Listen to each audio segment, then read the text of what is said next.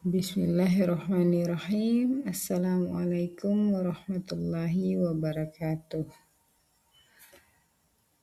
Halo teman-teman, sebelum kita mulai pelajaran hari ini, coba kalian perhatikan lingkungan di sekitar kita. Apakah semua orang selalu memiliki pendapat yang sama?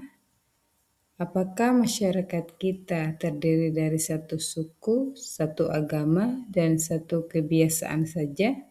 Tentu tidak. Indonesia adalah bangsa yang beragam, namun tetap bisa hidup bersatu. Nah, pernahkah kalian berpikir bagaimana para pendiri bangsa dahulu mampu menyatukan perbedaan-perbedaan itu hingga lahirlah Pancasila sebagai dasar negara kita? Di balik Pancasila, ada sikap-sikap luar biasa dari para perumusnya yang patut kita teladani hingga sekarang. Teman-teman sekalian, Pancasila tidak hanya berfungsi sebagai dasar negara, tetapi juga sebagai pedoman sikap dan perilaku dalam kehidupan bermasyarakat. Nilai-nilai Pancasila lahir dari sikap para tokoh perumusnya, seperti semangat persatuan, toleransi, musyawarah, tanggung jawab, dan rela berkorban demi kepentingan bangsa. Para perumus Pancasila mampu mengesampingkan kepentingan pribadi dan golongan demi menjaga keutuhan bangsa Indonesia. Sikap inilah yang sangat relevan untuk kita terapkan dalam kehidupan sehari-hari, terutama di lingkungan masyarakat yang penuh dengan perbedaan. Melalui pembelajaran ini, kita akan mempelajari sikap-sikap teladan para perumus Pancasila, kemudian mengaitkannya dengan contoh nyata penerapannya di lingkungan masyarakat, seperti hidup rukun dengan tetangga, menghargai perbedaan, bergotong royong, serta menyelesaikan masalah melalui musyawarah. Diharapkan setelah mengikuti materi ini, kalian tidak hanya memahami Pancasila secara teori, tetapi juga mampu mengamalkan nilai-nilainya dalam kehidupan bermasyarakat sebagai wujud nyata menjadi warga negara yang baik dan berkarakter Pancasila. Teman-teman, berikut ini beberapa contoh sikap-sikap yang dapat kita teladani dan kita terapkan di lingkungan masyarakat. Yang pertama yaitu menghargai perbedaan atau Bhinneka Tunggal Ika. Contohnya, berteman dengan siapa saja. Jadi, para perumus Pancasila berasal dari latar belakang suku, agama, dan budaya yang berbeda, namun tetap mampu bekerja sama. Sikap ini mengajarkan kita untuk tidak memilih teman berdasarkan perbedaan, melainkan menjalin persahabatan dengan siapa saja. Contoh yang kedua, menghormati keyakinan orang lain. Jadi dalam merumuskan Pancasila, para tokoh saling menghargai perbedaan keyakinan dan tidak memaksakan kehendak. Sikap ini dapat diterapkan dengan menghormati cara beribadah orang lain dan hidup rukun meskipun berbeda agama. Contoh ketiga, belajar budaya lain. Para perumus Pancasila memahami bahwa Indonesia kaya akan budaya. Oleh karena itu, kita dapat meneladani mereka dengan mempelajari dan menghargai budaya daerah lain tanpa merasa budaya sendiri paling benar. Sikap yang kedua yaitu musyawarah untuk mufakat. Contohnya yang pertama, berdiskusi saat ada masalah. Jadi, para perumus Pancasila menyelesaikan perbedaan pendapat melalui diskusi, bukan pertengkaran. Sikap ini mengajarkan kita untuk bermusyawarah ketika menghadapi masalah, baik di rumah, sekolah, maupun masyarakat. Contoh yang kedua, mengambil keputusan bersama. Jadi, keputusan yang diambil para tokoh perumus Pancasila selalu mempertimbangkan kepentingan bersama. Hal ini dapat diteladani dengan mengambil keputusan secara bersama-sama, bukan berdasarkan keinginan pribadi. Contoh yang ketiga, mendengarkan pendapat orang lain. Dalam musyawarah, setiap pendapat didengarkan dan dihargai. Sikap ini mengajarkan kita untuk tidak memotong pembicaraan dan menghargai pendapat orang lain, meskipun berbeda dengan pendapat kita. Sikap yang ketiga yaitu cinta tanah air. Contohnya, yang pertama, mengikuti upacara bendera dengan khidmat. Para perumus Pancasila memiliki rasa cinta tanah air yang tinggi. Sikap ini dapat kita terapkan dengan mengikuti upacara bendera dengan tertib dan khidmat sebagai bentuk penghormatan kepada bangsa dan negara. Contoh yang kedua, menyanyikan lagu kebangsaan. Menyanyikan lagu kebangsaan dengan penuh semangat menunjukkan rasa bangga sebagai bangsa Indonesia. Sikap ini mencerminkan nasionalisme dan penghargaan terhadap simbol negara, sebagaimana diteladankan oleh para pendiri bangsa. Contoh yang ketiga, menjaga kebersihan lingkungan. Cinta tanah air tidak hanya ditunjukkan dengan kata-kata, tetapi juga dengan tindakan nyata. Menjaga kebersihan lingkungan berarti menjaga keindahan dan kelestarian Indonesia sebagai tanah air kita bersama. Sikap yang keempat yaitu rela berkorban. Para perumus Pancasila rela mengorbankan kepentingan pribadi dan golongan demi persatuan dan keutuhan bangsa Indonesia. Sikap ini mengajarkan kita untuk tidak selalu mementingkan diri sendiri, tetapi mau berbagi dan membantu orang lain. Contohnya yang pertama, berbagi mainan atau makanan. Berbagi menunjukkan sikap peduli dan rela mengalah demi kebahagiaan bersama. Sikap ini dapat diterapkan dengan berbagi mainan atau makanan kepada teman, terutama kepada teman yang membutuhkan. Contoh kedua, membantu sesama. Rela berkorban juga tercermin dalam sikap suka menolong. Kita dapat meneladaninya dengan membantu teman yang kesulitan, membantu tetangga, atau ikut kegiatan gotong royong di lingkungan masyarakat. Sikap yang kelima yaitu bersikap adil. Para perumus Pancasila selalu berusaha bersikap adil agar tidak ada pihak yang dirugikan. Sikap adil berarti memperlakukan semua orang sama tanpa membeda-bedakan. Contohnya yang pertama, tidak pilih kasih. Bersikap adil dapat dilakukan dengan tidak membeda-bedakan teman, berdasarkan suku, agama, status, atau kedekatan. Semua orang berhak mendapatkan perlakuan yang sama. Contoh yang kedua, membagi sesuatu dengan rata.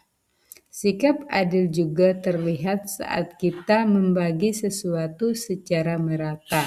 Misalnya membagi tugas kelompok, makanan, atau alat belajar agar setiap orang mendapatkan bagian yang sama. Selanjutnya yaitu beberapa tokoh yang dapat kita teladani. Yang pertama yaitu Muhammad Yamin.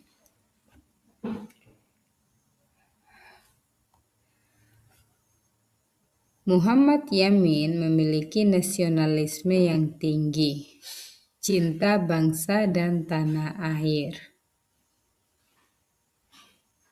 Hal ini terlihat dari gagasan-gagasannya tentang dasar negara dan persatuan Indonesia. Ia menempatkan kepentingan bangsa dan negara di atas kepentingan pribadi maupun golongan. Contoh penerapan dalam kehidupan sehari-hari yaitu menghormati simbol negara seperti bendera dan lagu kebangsaan, mengikuti upacara bendera dengan tertib dan khidmat, menjaga persatuan dan tidak terprovokasi oleh perpecahan. Yang kedua yaitu beliau berpikir visioner, berpandangan ke masa depan. Muhammad Yamin mampu memikirkan masa depan Indonesia jauh sebelum Indonesia merdeka. Ia menyampaikan gagasan dasar negara yang bertujuan membangun Indonesia yang merdeka, bersatu, adil, dan berdaulat. Sikap visioner ini menunjukkan kemampuan berpikir jauh ke depan demi kebaikan bangsa. Contoh penerapan dalam kehidupan sehari-hari yaitu belajar dengan sungguh-sungguh untuk meraih cita-cita, merencanakan masa depan dengan baik dan bertanggung jawab, serta berpikir sebelum bertindak agar tidak merugikan diri sendiri dan orang lain. Selain itu, Muhammad Yamin juga memiliki sikap percaya diri dan berani berpendapat. Jadi Muhammad Yamin menunjukkan sikap percaya diri dan keberanian dalam menyampaikan gagasan, baik secara lisan maupun tertulis. Pada sidang BPUPKI, ia tidak ragu menyampaikan pendapat demi kepentingan bangsa, namun tetap menghargai pendapat tokoh lain. Serta beliau juga memiliki sikap menghargai sejarah dan budaya bangsa.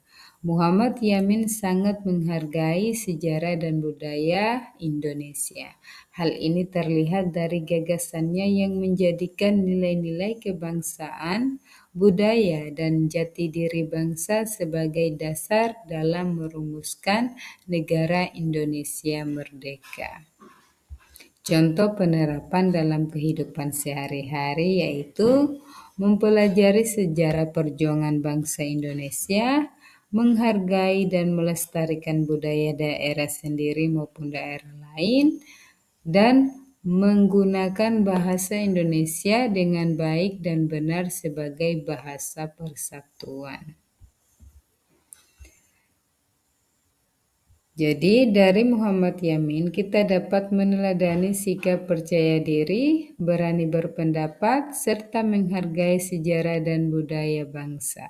Sikap-sikap ini penting untuk membentuk karakter generasi muda yang cinta tanah air dan bertanggung jawab sebagai warga negara Indonesia. Tokoh kedua yang bisa kita teladani yaitu Supomo. Beliau memiliki beberapa sikap yang bisa kita teladani. Yang pertama yaitu mengutamakan persatuan. Supomo selalu menempatkan kepentingan bangsa dan negara di atas kepentingan golongan atau pribadi. Hal ini terlihat dari gagasannya tentang negara yang bersatu dan tidak terpecah oleh perbedaan kepentingan. Contoh penerapan dalam kehidupan sehari-hari yaitu mengutamakan kepentingan bersama dalam kerja kelompok, tidak membeda-bedakan teman berdasarkan latar belakang, serta menjaga kerukunan di lingkungan masyarakat.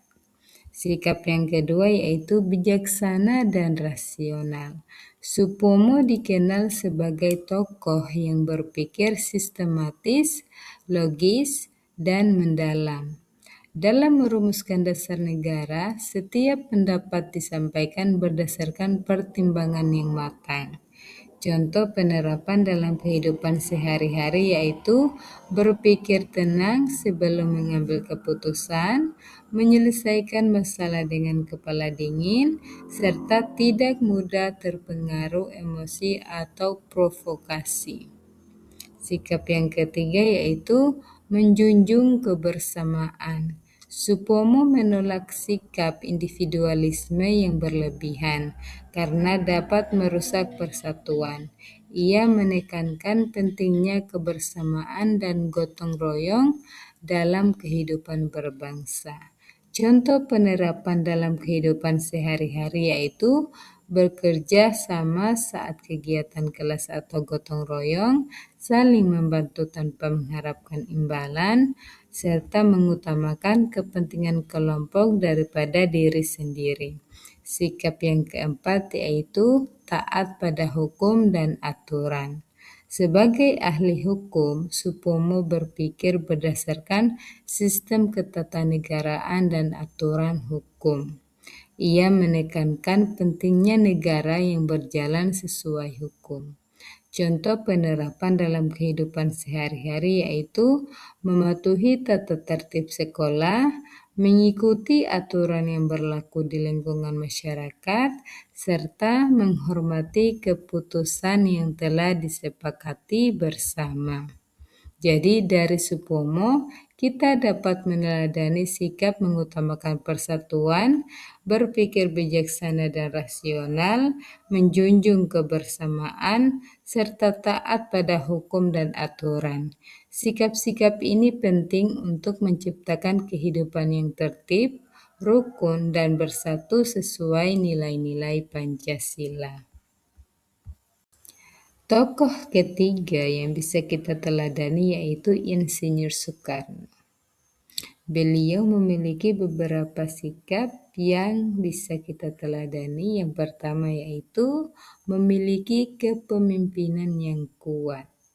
Insinyur Soekarno memiliki jiwa kepemimpinan yang mampu mempersatukan berbagai perbedaan pendapat di antara para tokoh bangsa. Ia tidak memaksakan kehendak, tetapi mampu merangkul semua pihak demi persatuan Indonesia. Contoh penerapan dalam kehidupan sehari-hari yaitu menjadi pemimpin yang adil dalam kelompok, menghargai pendapat semua anggota saat diskusi, serta menyelesaikan perbedaan dengan musyawarah. Sikap yang kedua yaitu semangat juang yang tinggi. Insinyur Soekarno tidak pernah menyerah dalam memperjuangkan kemerdekaan Indonesia. Meskipun menghadapi banyak rintangan, sikap ini menunjukkan keteguhan, keberanian, dan semangat pantang menyerah. Contoh penerapan dalam kehidupan sehari-hari yaitu tidak mudah putus asa saat menghadapi kesulitan belajar, terus berusaha meraih cita-cita meskipun mengalami kegagalan, serta tetap semangat menjalankan tugas dan tanggung jawab. Sikap yang ketiga yaitu orator ulung. Insinyur Soekarno dikenal sebagai orator yang mampu menyampaikan gagasan dengan jelas, tegas, dan meyakinkan.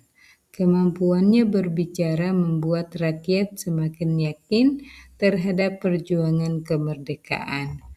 Contoh penerapan dalam kehidupan sehari-hari yaitu menyampaikan pendapat dengan bahasa yang sopan dan jelas, berani berbicara di depan kelas saat presentasi, dan meyakinkan orang lain dengan alasan yang baik, bukan paksaan.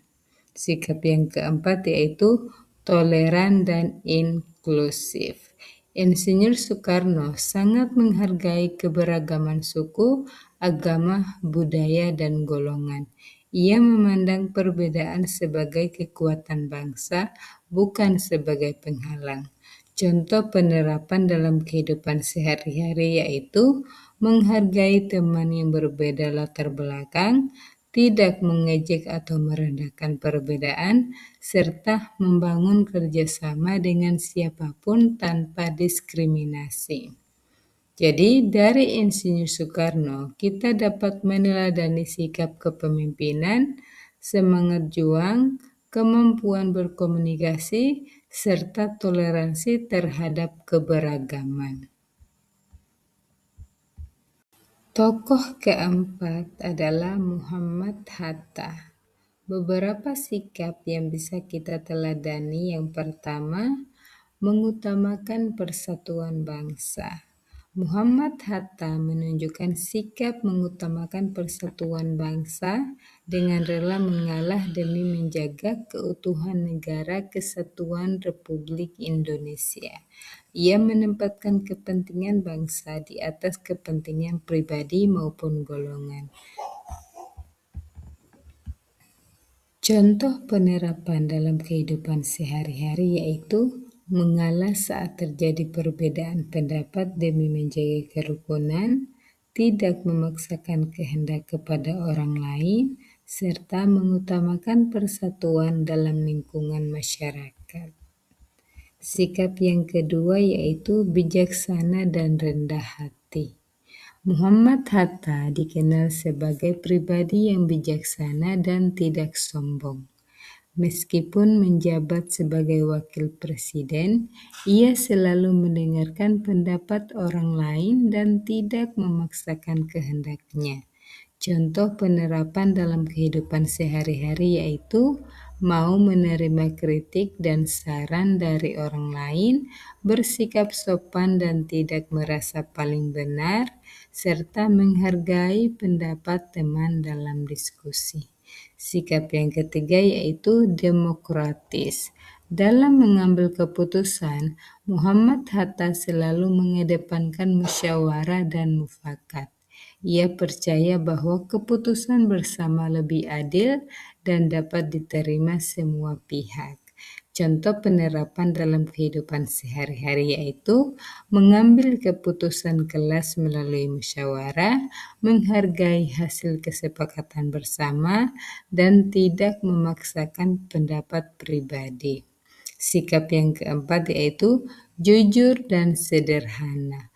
Muhammad Hatta dikenal hidup sederhana dan jujur, meskipun ia adalah seorang pemimpin negara. Sikap ini menunjukkan keteladanan moral yang tinggi. Contoh penerapan dalam kehidupan sehari-hari yaitu bersikap jujur dalam belajar dan mengerjakan tugas, hidup sederhana dan tidak berlebihan, serta tidak mengambil hak orang lain. Jadi, dari Muhammad Hatta, kita dapat meneladani sikap mengutamakan persatuan, kebijaksanaan, sikap demokratis, serta kejujuran dan kesederhanaan. Selanjutnya yaitu beberapa sikap yang bisa kita teladani dari tokoh Panitia 9, diantaranya semangat musyawarah, seperti menyelesaikan perbedaan dengan dialog. Toleransi beragama, seperti saling menghormati keyakinan. Mengutamakan kepentingan nasional, seperti mengesampingkan ego golongan, serta tanggung jawab, seperti menjalankan tugas negara dengan sungguh-sungguh. Teman-teman, itulah sikap-sikap teladan dari para perumus Pancasila, seperti nasionalisme, persatuan, toleransi, musyawarah, kejujuran, kesederhanaan, serta semangat rela berkorban. Sikap-sikap tersebut bukan hanya untuk dihafal, tetapi harus kita terapkan dalam kehidupan sehari-hari. Sebagai generasi penerus bangsa, kita memiliki tanggung jawab untuk menjaga nilai-nilai Pancasila agar tetap hidup di tengah masyarakat. Hal itu dapat kita lakukan melalui tindakan sederhana, seperti menghargai perbedaan, membantu sesama, bersikap adil, menaati aturan, dan menjaga kerukunan. Mari kita mulai dari diri sendiri, dari hal-hal kecil, dan dari lingkungan terdekat. Dengan meneladani sikap para perumus Pancasila, kita turut berperan dalam mewujudkan Indonesia yang bersatu, rukun, dan berkarakter Pancasila. Sebagai penutup, renungkan pertanyaan ini. Sudahkah kita menerapkan nilai-nilai Pancasila dalam sikap dan perilaku kita sehari-hari? Terima kasih atas perhatian dan partisipasi kalian. Wassalamualaikum warahmatullahi wabarakatuh. Sebelum itu, jawablah soal-soal pilihan ganda di bawah ini. Nomor 1, Pancasila disebut sebagai pedoman hidup bangsa Indonesia karena A. Dibuat oleh penjajah. B. Berisi aturan hukum tertulis. C. Memuat nilai dan sikap yang harus diterapkan dalam kehidupan. D. Hanya berlaku di sekolah. Nomor 2, sikap utama yang ditunjukkan para perumus Pancasila saat merumuskan dasar negara adalah A. Mementingkan golongan. B. Mengutamakan persatuan bangsa. C.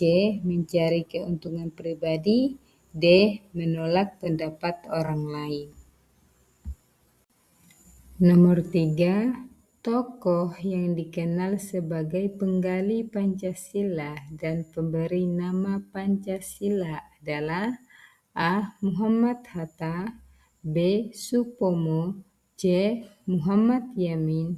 D. Insinyur Soekarno. Nomor 4, sikap teladan Insinyur Soekarno yang dapat diterapkan di sekolah adalah A. Memaksakan kehendak. B. Bersikap apatis. C. Berani menyampaikan pendapat dengan santun. D. Menolak kerja kelompok. Nomor 5, Muhammad Yamin menunjukkan sikap nasionalisme melalui A. Mementingkan kepentingan daerah. B. Mengutamakan kepentingan pribadi. C. Gagasannya tentang dasar negara Indonesia. D. Penolakan terhadap kemerdekaan. Nomor 6, tokoh yang mengusulkan konsep negara integralistik adalah A. Insinyur Soekarno. B. Muhammad Hatta. C. Supomo. D. A.A. Maramis. Nomor 7, sikap yang mencerminkan pemikiran Supomo adalah A. Mengutamakan hak pribadi. B. Mengedepankan persatuan dan kebersamaan. C. Menolak perbedaan. D. Mengabaikan aturan. Nomor 8, sikap bijaksana Muhammad Hatta terlihat ketika beliau A. Mempertahankan pendapat tanpa kompromi. B. Menolak musyawarah. C. Mengutamakan persatuan bangsa di atas kepentingan golongan. D. Meninggalkan sidang. Nomor 9, sikap teladan Panitia 9 yang patut ditiru adalah A. Egois. B. Toleransi dan musyawarah. C. Keras kepala. D. Individualistis. Nomor 10, contoh penerapan sikap toleransi di sekolah adalah A. Memaksakan pendapat kepada teman. B. Menghina perbedaan keyakinan. C. Menghargai teman yang berbeda agama. D. Memilih teman berdasarkan suku. Nomor 11, musyawarah diperlukan dalam kehidupan sehari-hari agar A. Keputusan menguntungkan satu pihak. B. Tidak terjadi perbedaan. C. Tercapai kesepakatan bersama. D. Semua orang mengikuti satu orang. Nomor 12, sikap rela berkorban para perumus Pancasila dapat dicontoh dengan cara A. Mementingkan diri sendiri, B. Membantu teman tanpa pamrih, C. Menolak tugas kelompok, D. Menghindari tanggung jawab.